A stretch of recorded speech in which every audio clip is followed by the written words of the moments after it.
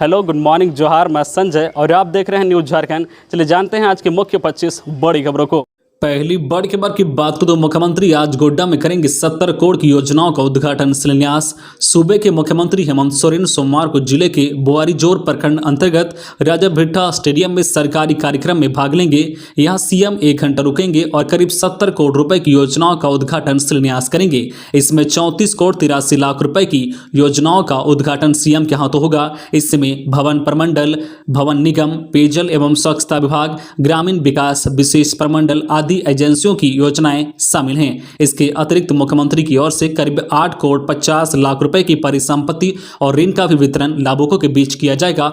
जैसलपीएस से जुड़ी सखी मंडल की 453 महिला लाभुकों के बीच करीब 2 करोड़ 26 लाख रुपए की ऋण राशि मुख्यमंत्री के हाथों बांटी जाएगी, जबकि सीएम मंच से ही 10 लाभुकों को प्रधानमंत्री आवास योजना के गृह प्रवेश के लिए चाबी सौंपेंगे। साथ ही 15 लाभुकों को अनुकंपा के आधार पर नियुक्ति पत्र मुख्यमंत्री के हाथों दिया जाएगा। आदि योजनाओं का शिलान्यास और उद्घाटन करेंगे। अगली बड़ी खबर की बात करें तो झारखंड में अगले 4 दिनों तक शुष्क रहेगा मौसम। नवंबर के पहले सप्ताह में ठंड देगी दस्तक। मौसम विभाग के अनुसार अगले 3 से 4 दिनों तक शहर के अधिकतम और न्यूनतम तापमान में कोई खास बदलाव होने की संभावना नहीं है। दिन में हल्की गर्मी और शाम के बाद हल्की ठंड का एहसास होगा। मौसम वैज्ञानिक अभिषेक आनंद ने बताया है कि वर्तमान में राज्य में किसी सिनोप्टिक फीचर का असर होता हुआ नहीं दिख रहा है। इसके कारण राज्य के लगभग सभी जिलों में मौसम सामान्य रूप से साफ रहेगा। इससे कुछ जिलों में अधिकतम तापमान में सामान्य बढ़ोतरी दर्ज की जा सकती है। साथ ही रात में ओस और सुबह हल्का कोहरा देखने को मिल सकता है। मौसम में बदलाव नवंबर के पहले सप्ताह में अपेक्षित है। इसके बाद राज्य में ठंड दस्तक देगी। हालांकि इस दौरान मौसम सामान्य रूप से शुष्क बना रहेगा। वही कृषि मौसम विज्ञान के द्वारा जारी निर्देश में किसानों से 1 सप्ताह के अंदर पककर तैयार फसल की कटाई करने का निर्देश दिया गया है। अगली बड़ी खबर की बात करें तो रांची के पत्रकार के निधन पर मुख्यमंत्री हेमंत सोरेन ने जताया शोक। रांची के वरिष्ठ पत्रकार आकाश भार्गव का निधन शनिवार की देर रात दिल्ली में हो गया।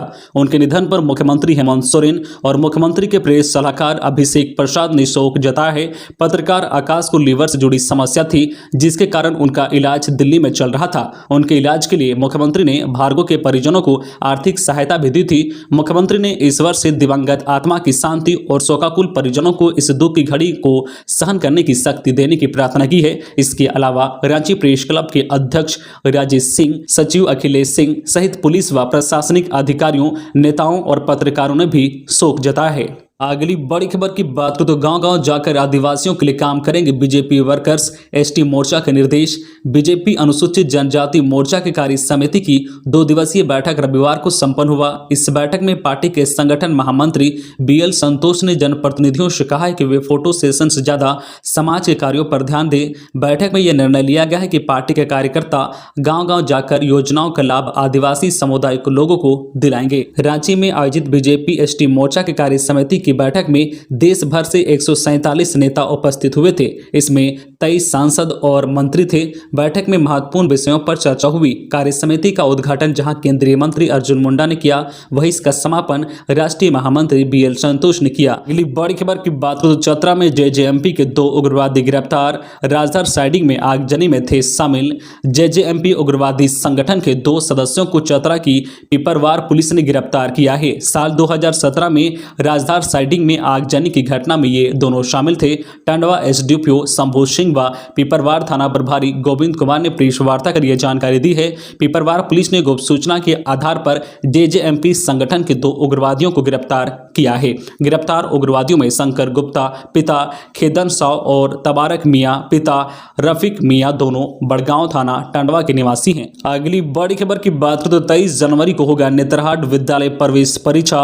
नेतरहाट आवासीय विद्यालय में नामांकन प्रवेश परीक्षा 23 जनवरी को होगी। विद्यार्थी नामांकन फॉर्म 20 नवंबर तक जमा कर सकते हैं। परीक्षा फॉर्म ऑनलाइन या ऑफलाइन जमा होगा। प्रवेश पत्र 20 नवंबर से डाउनलोड होगा। सभी प्रखंड मुख्यालय में परीक्षा केंद्र होगा।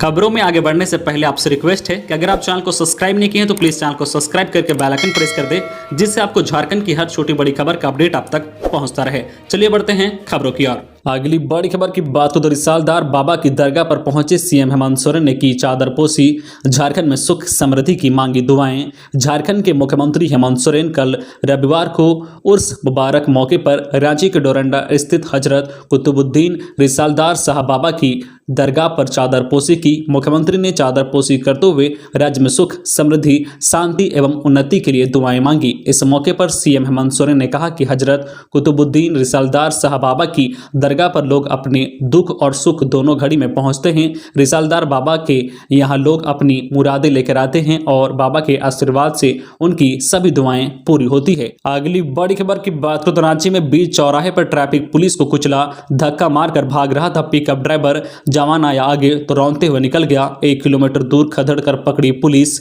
रांची के अरगोड़ा चौक में एक पिकअप ड्राइवर ने ट्रैफिक पुलिस को कुचल दिया। जवान को अनन फनन में नजदीकी अस्पताल ले जाएगा, जहां डॉक्टरों ने उसे मृत घोषित कर दिया। मृतक पुलिस जवान का नाम धीरेन्द्र कुमार राय है। वे मूल रूप से पलामू के रहने वाले थे। जवान को कुचलकर ड्राइवर भागने की कोशिश कर रहा था। वहां तैनात पुलिसकर्मी ने उसे 1 किलोमीटर दूर खदेड़ कर पकड़ा। हालांकि भागने के क्रम में पिकअप का पहिया खुल गया। इसके बाद वह उतर भागने की कोशिश की तो पीछे से आ रहे ट्रैफिक जवान ने उसे दबोच लिया। गिरफ्तार ड्राइवर से पुलिस पूछताछ कर रही है। उसकी कोविड जांच आने के बाद उसे जेल भेज दिया जाएगा। अगली बड़ी खबर की बात करें तो कोविड टेस्टिंग कर्मियों ने काला बिल्ला लगाकर किया काम। 26 अक्टूबर से करेंगे हड़ताल।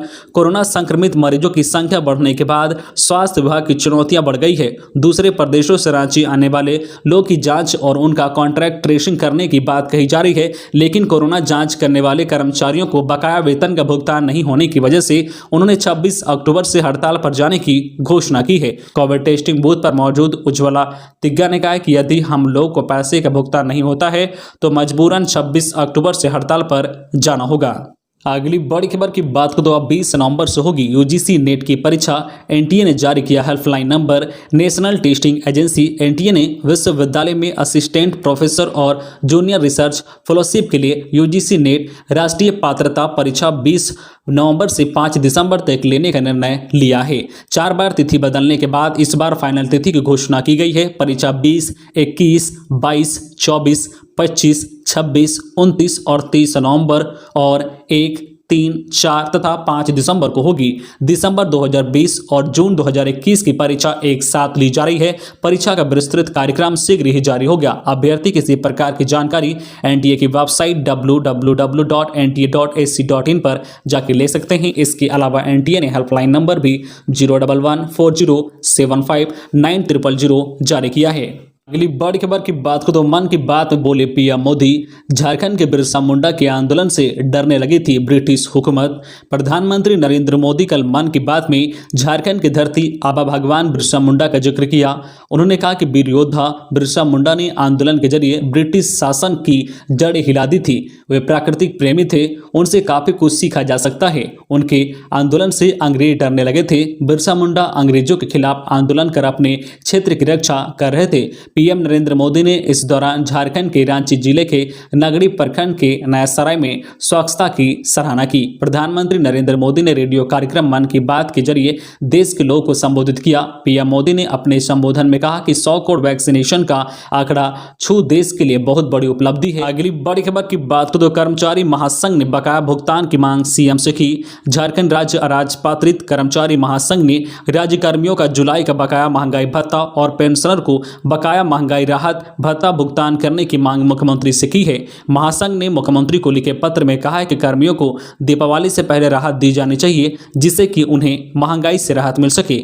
महासंघ के प्रदेश महामंत्री अशोक कुमार सिंह नयन ने कहा है कि केंद्र सरकार द्वारा केंद्रीय कर्मियों के लिए जुलाई 2021 से बकाया 3% महंगाई भत्ता और पेंशनर के लिए महंगाई राहत भुगतान की स्वीकृति दे दी गई है, लेकिन झारखंड सरकार ने अपने कर्मियों के लिए अभी तक कोई फैसला नहीं लिया है। अगली बड़ी खबर की बात करें तो आरजेडी कार्यकर्ताओं में तेजस्वी ने भरा जोश। केंद्र सरकार पर जमकर साधा निशाना। तेजस्वी आपके द्वार कार्यक्रम की शुरुआत पलामू जिले के छतरपुर विधानसभा मैदान से हुई। तेजस्वी के कार्यक्रम को लेकर कार्यकर्ताओं में भी उत्साह देखने को मिला।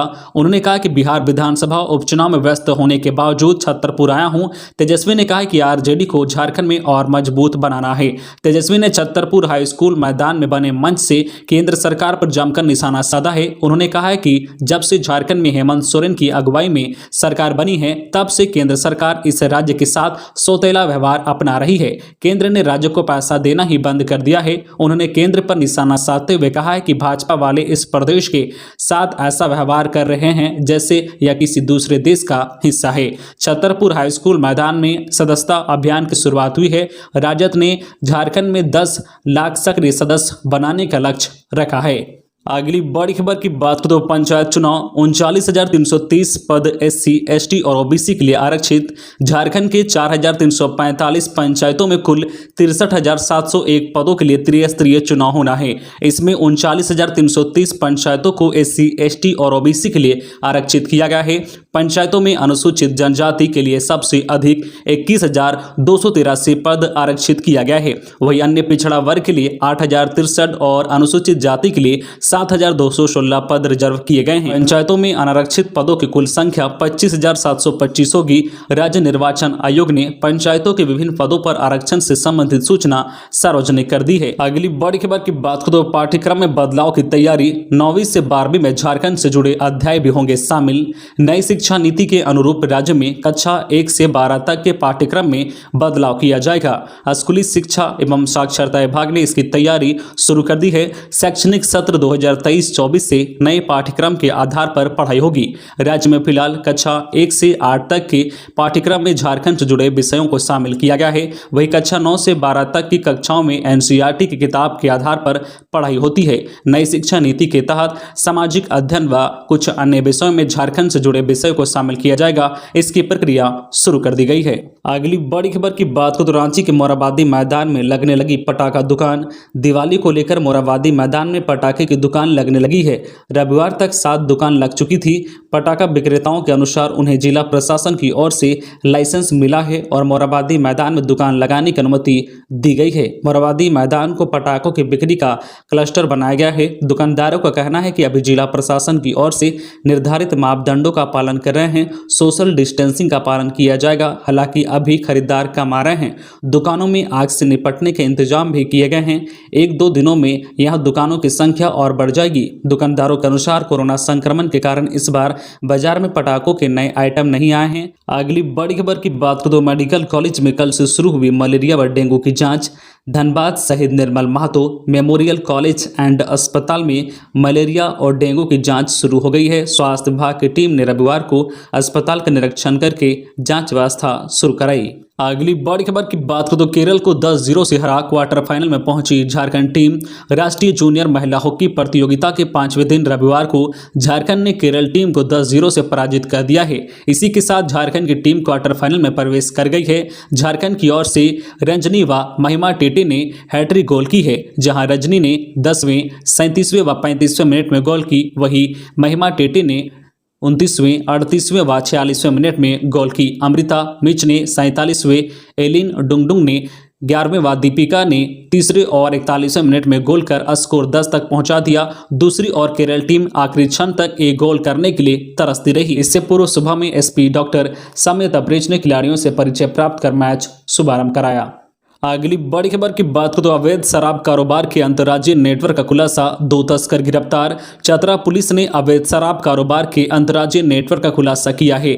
SP राकेश रंजन को मिली गुप्त सूचना के आधार पर पुलिस की टीम ने कार्रवाई करते हुए जिले के वशिष्ठ नगर जोरी थाना क्षेत्र के प्रतापपुर मोड़ से 407 गाड़ी में लोड 155 कार्टून अवैध शराब, अंग्रेजी शराब जब्त किया है। पुलिस ने 2 तस्करों को भी गिरफ्तार किया है। SP को गुप्त सूचना मिली थी कि रांची से अवैध शराब की खेप तस्करी के उद्देश्य से बिहार भेजी जा रही है। इसके बाद पुलिस की टीम के द्वारा प्रतापपुर मोड़ पर वाहन चेकिंग अभियान चलाया गया। इसी दौरान टाटा 407 ट्रक में लोड अवैध शराब को पुलिस ने जब्त किया है। अगली बड़ी खबर की बात करें तो सदान मोर्चा का 1 दिवसीय धरना 26 को। मूलवासी सदान मोर्चा अपनी विभिन्न मांगों को लेकर मंगलवार को राजभवन के समक्ष 1 दिवसीय धरना कार्यक्रम करेगा। मोर्चा कोर कमेटी के वरिष्ठ सलाहकार क्षितिज कुमार राय की अध्यक्षता में राजधानी के एक होटल में रविवार को इस संबंध में बैठक हुई। बैठक में सर्वसम्मति से निर्णय लिया गया है कि सदानी क्षेत्रीय भाषा नागपुरी पंच परगनिया, खोरठा और कुरमाली भाषा की पढ़ाई पहली कक्षा से लेकर स्नातक तौर तक शुरू करने, शिक्षकों की नियुक्ति के लिए पद सृजन करने और स्थानीय नियोजन नीति की मांगों को लेकर मूलवासी सदान मोर्चा की ओर से एक धरना दिया जाएगा। अगली बड़ी खबर की बात करें तो राष्ट्रीय ओबीसी मोर्चा ने जातीय जनगणना व हिस्सेदारी मार्चा निकाला। देश में जातीय जनगणना कराने और जनसंख्या अनुपात में हिस्सेदारी देने की मांग को लेकर राष्ट्रीय ओबीसी मोर्चा ने रविवार को जातीय जनगणना व हिस्सेदारी मार्चा निकाला। यह मार्चा रांची शहर के सैनिक बाजार से प्रारंभ होकर अल्बर्ट एक्का चौक तक पहुंचकर शपथ के बाद समाप्त हुआ। मोर्चा के प्रदेश अध्यक्ष राजेश गुप्ता ने कहा है कि हिस्सेदारी मार्चा का शुभारंभ हो गया है। अब राज्य के 25 शहरों में सभा और मार्च निकाला जाएगा। उन्होंने कहा है कि देश को सशक्त, मजबूत व शक्तिशाली बनाने के लिए जातीय जनगणना व समानुपातिक हिस्सेदारी सुनिश्चित करना जरूरी है। अगली बड़ी खबर की बात करें तो जमशेदपुर टेल्को में 100 पुड़िया ब्राउन शुगर के साथ 2 पकड़ाए। मिलेनियम पार्क के पार्किंग से खरीद बिक्री करते पकड़े गए 2 मोबाइल व 3500 रुपये जब्त। टेल्को पुलिस ने मिलेनियम पार्क स्थित पार्किंग से 2 युवकों को ब्राउन शुगर की खरीद बिक्री करते पकड़ा है। दोनों के पास से पुलिस ने 100 पुड़िया ब्राउन शुगर बरामद किया है। पकड़ाए दोनों आरोपी आदित्यपुर मुस्लिम बस्ती निवासी शहजाद अली 23 वर्षीय और टेल्को के खड़क झाड़ निवासी निखिल तिवारी 24 वर्षीय को रविवार को जेल भेज दिया गया है। शनिवार की शाम पुलिस ने यह कार्रवाई की थी। तो ये थी आज की झारखंड की टॉप बड़ी खबरें। इसी तरह झारखंड की हर छोटी बड़ी खबर देखने के लिए आप हमारे चैनल न्यूज झारखंड चैनल को सब्सक्राइब करके बेल आइकन प्रेस कर दीजिए, जिससे आपको झारखंड की हर छोटी बड़ी खबर का अपडेट आप तक पहुंचता रहे। तो आज के लिए बस इतना ही, हमें दीजिए इजाजत, फिर मिलते हैं नेक्स्ट न्यूज में।